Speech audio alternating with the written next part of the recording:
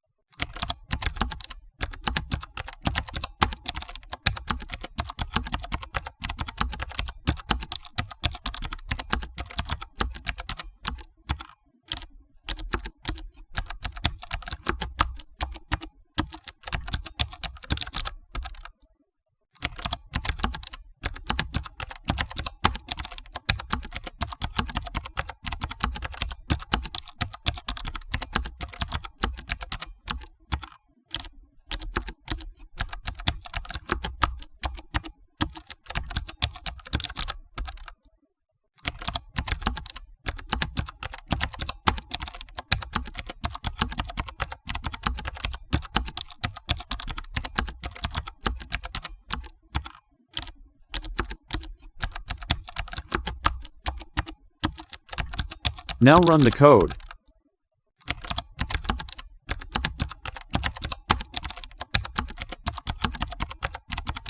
Input the cursor where you want to send a message. Let's do it.